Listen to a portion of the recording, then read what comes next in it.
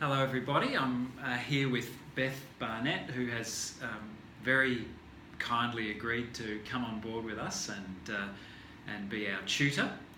And so I thought we would take this opportunity to meet you, Beth, and to hear a bit from you, so that our students out there in internet learning land can have a slightly warmer, more engaged sense of who you are and what you bring to the role, and how students what students might expect when they will engage with you, which I'm sure they will do very soon. So welcome, and Beth, perhaps you'd like to start by sharing with us just a bit about yourself and your interests and so on.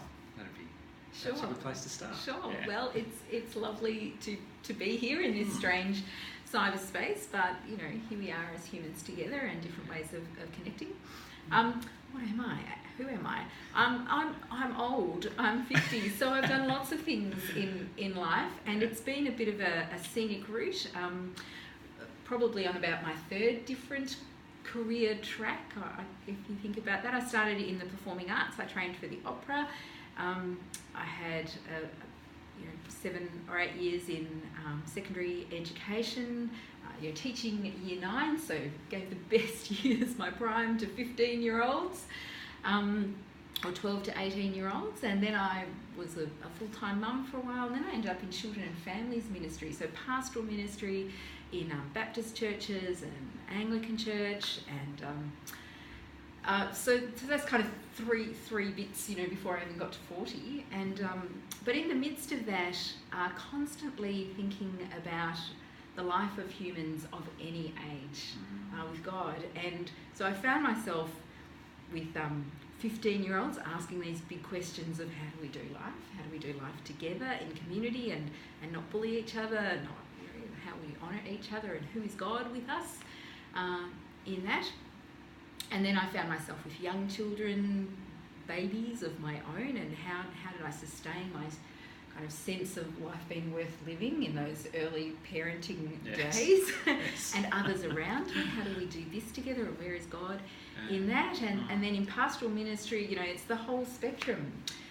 So I've been interested in that question of when we're flourishing in lots of dimensions, and also when we're struggling and we're almost down to zero sleep and zero sanity and zero humanity of what we thought was humanity.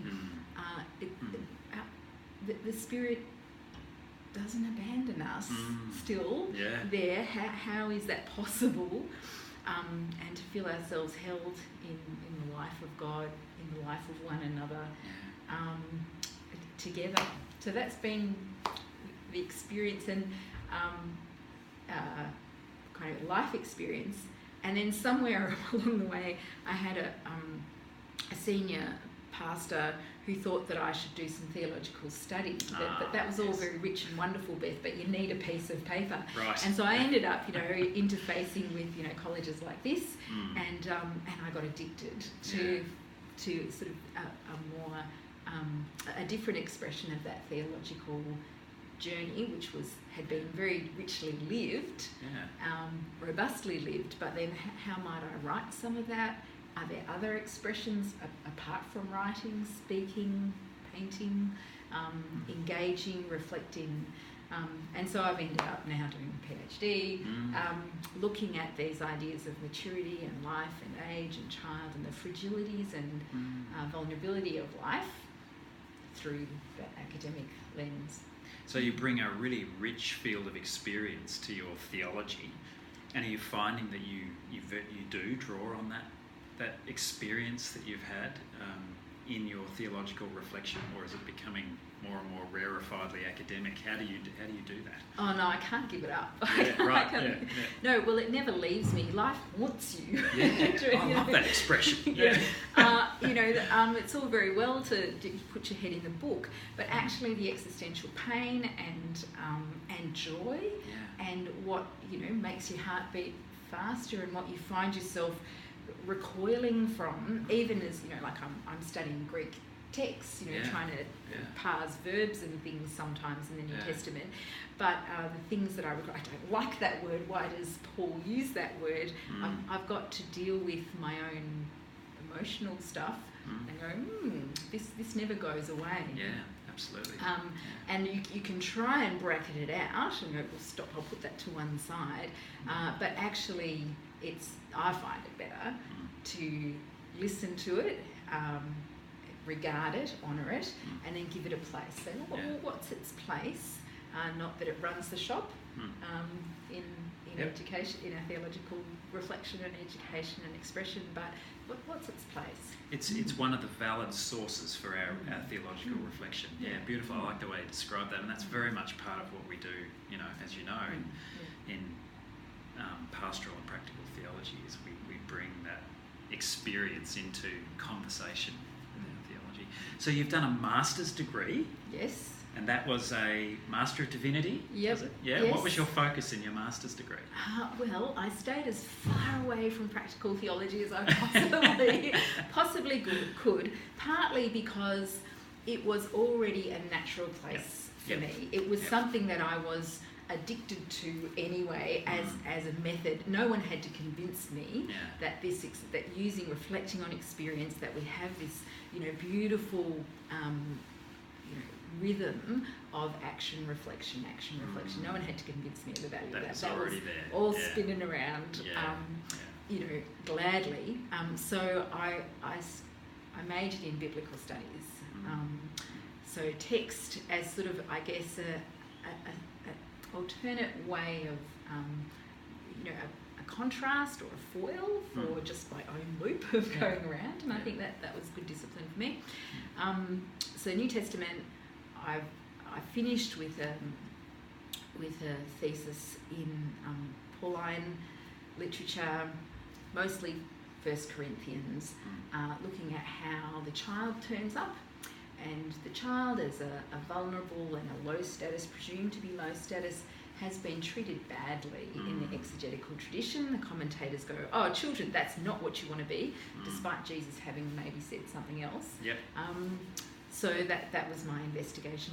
Is it possible that children, that vulnerable, marginalised people, perhaps of any kind, might not be there to, as this cautionary tale, don't be like this, be strong, you know, ever onward and ever upward, progress, grow. But perhaps they're there to hold something positively for us, because we all are vulnerable, we are all marginal to the cosmos in some ways. We're all children, in ourselves at various points. We never really graduate from being children, do we? In that, that's kind of a weird idea in that sense. But well, where we reject what has happened to us as children and shut that away, you know, our counselling friends would tell us that will harm us to neglect the experiences of childhood, to do ourselves a further damage. That we need to carry those with honour and tenderness and wisdom and reconciliation forward in life, not just put away childish things. Most things that we resist tend to turn up, driving us in ways that we're unaware of and that are often not helpful for us. So you moved through that master's process, and you're currently engaged in this rich research, textual research, Pauline research. Wonderful, and related still to your passion, which is that intergenerational dynamic of what it means to be a human child. And well, sure, but that's led me into other kind of territories. I'm sure it has. Of where I discovered that maturity is not really about age in the ancient world; it's about gender and power. And so to say that one's mature is not to say that one's just grown up and old and wise. It's to say that one's masculine and one's strong and one's elite, and one, you know, commands others and can oppress others, or can, you know. And so those dynamics of and power and gender, hang on a moment, gender, families, what are families like, there's slaves, there's practices in all of that we would call abuse. I think they are abuse. So that's kind of broadened a whole stack of areas in that investigation that I didn't think. I thought I was going to do something about children, and here I am in gender theory and human stuff. Which, from my perspective, means you're in the right place working with us, because spirituality, spiritual care, counselling, and the intersection of those disciplines are obviously, as you know, very much about human beings and the whole human person, not just those kind of weird bits that we tend to try and delineate from ourselves. So I just want to say welcome. I'm so pleased you're on board with us, and you'll be marking papers and interacting with students and so on. What would you want to say to the students in terms of how you expect your role to play out with them in that sense? How would you like to engage? I was speaking on the weekend with a bunch of leaders, mission leaders, and their role leading teams, and I said to them, if you ask me a question, this is what will happen. My heart will beat, loudly in my chest. I love questions. Ask whatever questions you like.